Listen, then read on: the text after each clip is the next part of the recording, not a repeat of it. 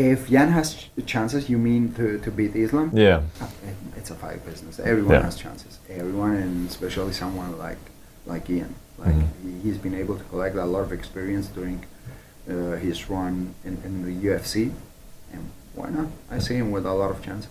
Islam fights Ian. Who wins? Of course, I think Makhachev gonna win. Makhachev is a double champ, really good fighter. Ian Gary is the underdog, but I really believe like Ian have a really good skills to beat Makhachev. Who would you prefer to fight? The both would be good. For the legacy, Makhachev is great, you know, just one loss, a lot of winning streak. But for me, by person, I prefer Ian. That lose for me is still a little bit painful, so I think me and Ian, we still have some business to do. You think Ian is a good choice to test Islam, who will be going for his 17th straight UFC win, trying to break Anderson Silva's record, which he's currently tied with.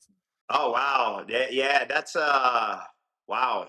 I think it's gonna be a good fight. Jan Gary, it's definitely a tough opponent, very good striker. But Islam once again is gonna be his goal gonna be to bring the fight to the ground, and that's I think if he's able to do that, he's gonna have an edge. If Jan Gary is able to keep it on the feet, and Jan gonna have an edge, so it's gonna be interesting. Islam has the edge in terms of skills because he's more well-rounded. He can do it all, and he especially with his grappling, he's got an edge in that department, and I think that's what he's gonna try to go for. Maybe he will eventually go up in the middleweight and try to go the three-weight class club. Gary Islam Makhachev. Islam Makhachev. Too tough for Gary. Gary has a good striking. I think on the striking, Gary make problem for Islam, but Islam has a good timing of takedown. He's gonna take him down and most likely submit round number 3. So, yeah. I think from what I've seen with Ian Gary, he's a guy that can get it done. Again, Islam is one of the greatest to ever do it in this game. He's dominant in his field, and now he's at welterweight. Like against JDM, I thought JDM scrambling would give him problems, but nah, it wasn't the case. But with Gary, the fight with Shavkat, he got close at the end as well to finishing Shavkat, but the way he handled Shavkat's grappling, I wouldn't say foreshadow what's gonna happen with that fight, but I haven't actually looked at that fight too much yet, but I'm excited for that fight just because it's like, again, another one of those ones where it's like destiny. A guy like Ian Machado, who's come up, had this dream, been calling it since day dot. He's been saying, I'm the future. John, please, one question for Russian MMA fans. Islam Makhachev versus Ian Gary, what do you think about this fight? Oh, I'm going with Islam because he has a wrestling background, and it's hard to beat wrestlers. So Islam, he may just be one of the greatest fighters in the world right now. It's me and maybe him. So I encourage him to keep going. I think he'll submit Gary via choke in the 2nd or 3rd round. That's not hype from a random commentator. That's former UFC fighter Zubaira Tukhugov, someone who's actually competed at the highest level of this sport, giving his honest read on what Islam Makhachev's training camp has produced heading into UFC 330. Speaking exclusively to Telecom Asia Sport, Tukhugov didn't hold back on why he's so confident in that prediction. Islam is also making progress. He trains consistently and never misses a session, he said. He always sticks to a strict diet, no sodas, juices, or sweets. That's why he's always in top shape and currently at his peak. That's a specific, insider-level read on Makhachev's discipline, not just his talent, and it lines up closely with everything that's been documented from inside this particular camp over the past several weeks. The footage backing up that assessment has been genuinely intense. Camp officially began in late April, giving Makhachev a full 15-week preparation window heading into August 15th, one of the longest camps of his championship run.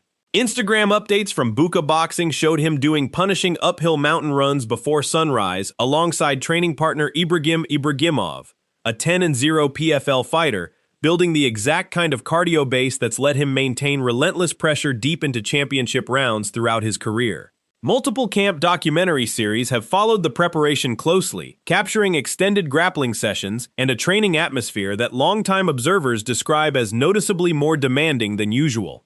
When asked directly about reports of his return to full training, Makhachev responded with characteristic dry humor rather than confirming details outright. "How does Instagram know that?" he joked, before clarifying that the early stage of camp was focused specifically on rebuilding conditioning and strength before transitioning into heavier sparring work. That methodical, staged approach to a 15-week camp reflects exactly the kind of disciplined process Tukugov praised in his own prediction. A fighter treating every phase of preparation with the same seriousness, regardless of how dominant his recent resume already looks. Part of what's made this camp so intense is the sheer difficulty of actually simulating Ian Machado Gary's style. Khabib Nurmagomedov, who's been directly involved in this preparation, explained exactly why. The training camp will be difficult too. First, because we have to find someone who can imitate him, Khabib said.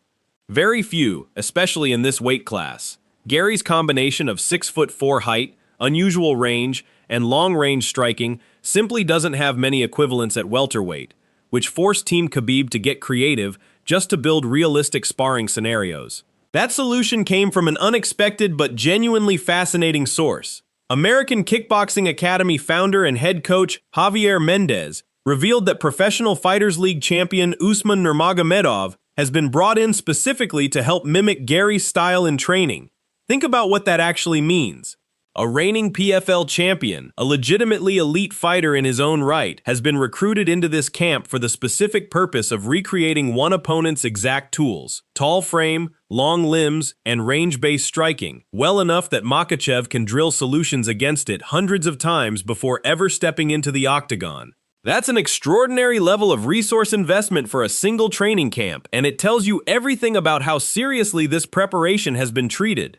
Khabib himself has been remarkably candid about why this specific matchup demanded that level of intensity. Islam is almost 35, he said. The stylistic matchup and the age together make this a difficult fight. I expect a hard fight, assuming we don't get an early finish. Spending 5 rounds with this opponent won't be easy. That's not the language of a coach who's treating this as a routine title defense. It's a coach openly acknowledging that his fighter is facing a genuinely unfamiliar puzzle at a point in his career where the margin for error has started to shrink. Not every voice weighing in on this camp is fully convinced Makhachev's preparation guarantees the outcome, though, and that's exactly what makes this build-up so compelling. Gary himself has been characteristically blunt about what he sees as Makhachev's one real weakness: timing and range against a fighter unlike anything he's faced before. He's never fought someone as long and tall as me, Gary said in a video posted to his Instagram. He's not fought someone as fast as me. He's not fought someone who has the distance management, the boxing capabilities, the head movement that I do, but also the takedown defense. Gary went further, embracing the danger of Makhachev's wrestling directly, rather than trying to avoid it. He might get me down. I hope he does, because I want to prove to the world that he can't submit me. Gary has also been specific about exactly the kind of statement he wants to make, rejecting the idea of an early finish entirely. I want 4 rounds of domination, he said during a Matchroom Talent Agency press conference. And in that 4th round, I'm going to tell everybody, I'm going to do it now, and then I'm going to go in and finish him. That's a fighter who's clearly aware of exactly what a camp this disciplined and well-resourced is capable of producing, and who's chosen to publicly commit to beating Makhachev at his own game, rather than simply hoping to survive it. Gary has also acknowledged the specific danger Makhachev's ground game represents, even while insisting he won't be trapped by it. In a recent interview, he described exactly what makes Makhachev's top control so dangerous. Being held down for 25 minutes, he said, describing the worst-case version of this fight, before making clear he believes Makhachev simply can't sustain that control against him for the full distance. Makhachev's manager, Ali Abdelaziz, has already fired back on that specific claim, sharing training footage showing Gary getting taken down repeatedly during a session, a direct rebuttal to any suggestion that Gary's takedown defense is as impenetrable as he's claimed publicly. That specific piece of footage matters because it ties directly back into what all this brutal camp preparation has actually been building toward. Every mountain run, every session with Usman Nurmagomedov simulating Gary's range, every bit of the discipline Tukugov praised in his prediction, exists to produce exactly the kind of dominant, suffocating grappling performance that Abdelaziz's leaked footage suggests Makhachev's camp is already confident it can execute. Even outside voices with no direct connection to either camp have weighed in on how seriously this preparation should be taken. John Jones, someone who rarely elevates other fighters into serious conversation alongside his own legacy, has backed Makhachev specifically because of his wrestling pedigree, arguing that dictating where a fight takes place, standing or on the ground, is one of the hardest tools in the sport to consistently overcome. That outside validation, paired with the insider-level detail coming from people like Tukugov and Khabib, paints a remarkably consistent picture heading into fight week. Statistical models tell a slightly different story, worth mentioning for balance. One stats-based prediction model actually gives Gary a real edge in this matchup, driven primarily by his finishing power, projecting the most likely outcome as a TKO or late stoppage in a genuinely competitive fight rather than an early Makhachev finish. That's a reminder that pure numbers and insider camp reports don't always align, and it's part of why this fight has generated such a wide range of predictions across the sport. So where does that leave things heading into August 15? You've got a former UFC fighter predicting a mid-fight submission finish, built on first-hand knowledge of Makhachev's discipline and preparation. You've got a coaching staff that's brought in a reigning PFL champion just to simulate one specific opponent's style.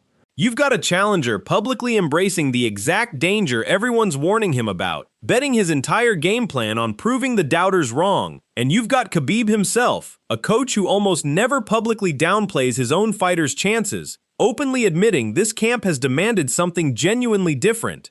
What's your read on all of this? Does a training camp this intense, with this level of specific preparation against Gary's exact style, guarantee the kind of dominant performance Tukugov is predicting?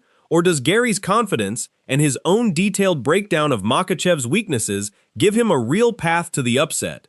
It's rare to see this much documented insider detail, from a recruited PFL champion to a former UFC fighter's specific round-by-round prediction, all pointing toward the same conclusion heading into a single title fight. Drop your prediction in the comments, and subscribe for more UFC 330 breakdowns as fight week approaches.